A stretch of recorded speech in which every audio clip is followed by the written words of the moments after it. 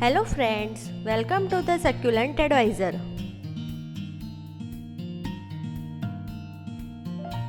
For someone who really loves succulents, finding unique containers or pot to put them in is one of the existing part of growing and collecting them.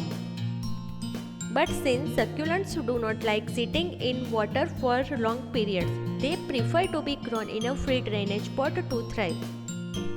So if ever you have the option to choose, always get a pot with a good drainage or drill one yourself. However, if the pot you have does not have any drainage hole or it is too thick and will likely crack if you drill a hole in it, do not get dismayed. There are a few tricks that can help you minimize the risk of killing your succulents.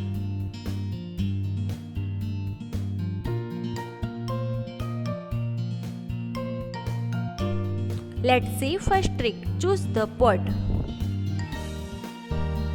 While there are different types of pots, terracotta ones are always the best choice when growing your succulent.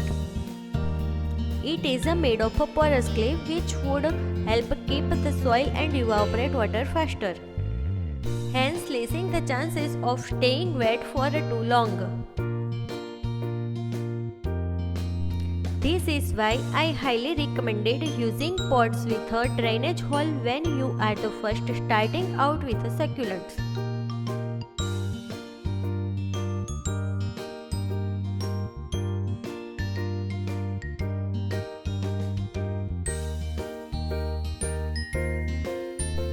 Many people love growing succulents in glass containers or terrarium because of their unique look. Glass is more tricky compared to the other materials since they tend to intensify the heat.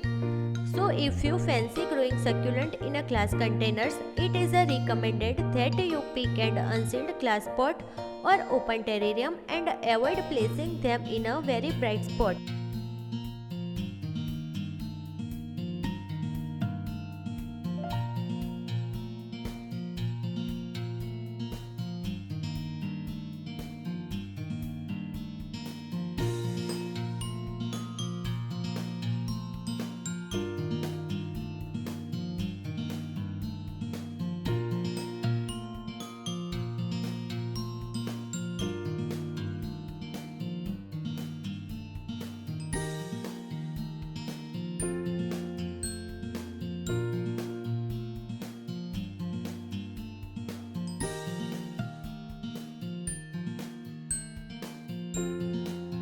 Next trick is prepare the potting medium.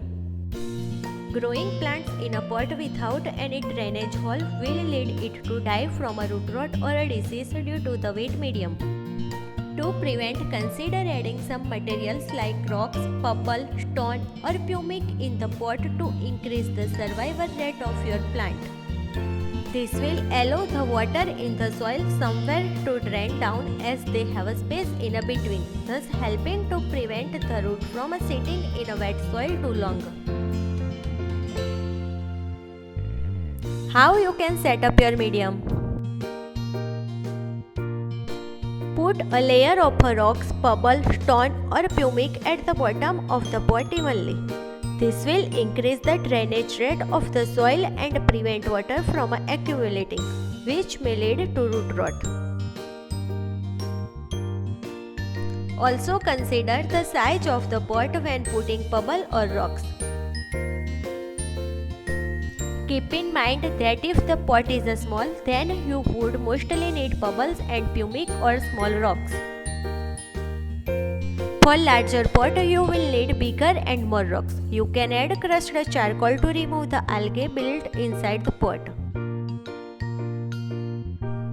Step 2. For the last layer, add soil about halfway up of the pot.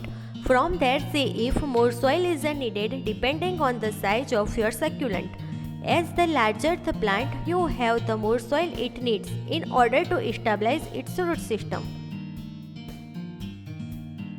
Remember, it is important to use well-drained soil and not just an ordinary one, as it will allow better airflow, making the water to evaporate easier. If you want to know how to make a perfect succulent potting mix at home, then watch our video. Link is already given in a description box. How often to water? I get asked this question over and over, and the answer is simple. Water only when the soil is completely dry. Watering on a set weekly or bi-weekly schedule does not always work out.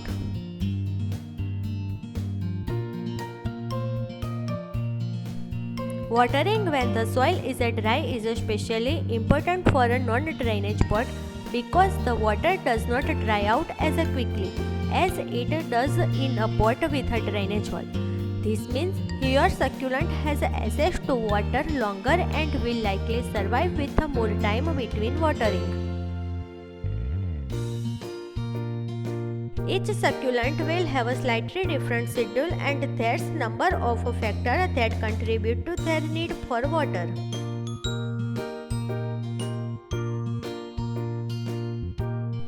How to water? One of the biggest problems when growing succulents using a non-drainage pot is watering. Since you need to know the amount of water you are giving your succulent and how moist the soil is, as too much water will cause them to suffer from being overwatered, and too little will most likely leave them being underwater. To determine the level of moisture in the soil, here are a few tricks you could apply. Use moisture meter. This is a great tool to use as it will tell you exactly how wet the soil is, and using one is really simple. All you have to do is to stick in the soil and wait a minute for a device to display the level of moisture. You are looking for a reading of 0 moisture or very close to it. Use chopstick. Using one of these is most likely how the baker tests to see if a cake is done. Just simply stick or push it into the soil surrounding the succulent. Keep it for a few minutes, and if you see there is a soil clicking to it or there is a watermark on it, then no need to give it a drink yet.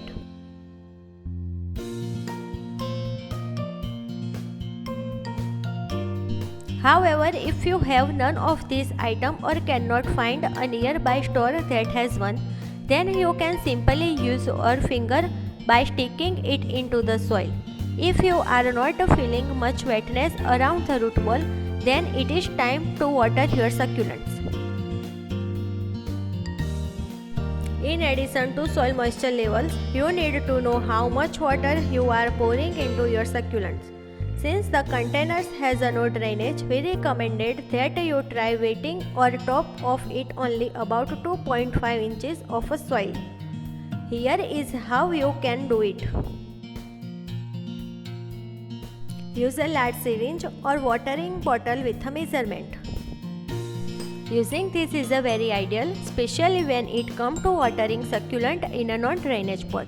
It has a measurement on the side that will help you see how much water is inside the bottle.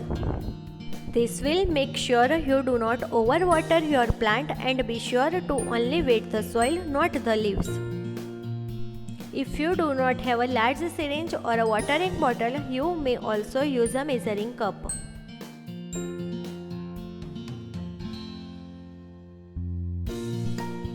If you happen to pour on too much water, you can use rag or paper towel to try and absorb some of it. The bottom line is one should not be discouraged from not having a pot with a good drainage hole. Instead, use it as an excuse to learn a few tricks in helping you fully enjoy that beautiful succulent and special pot.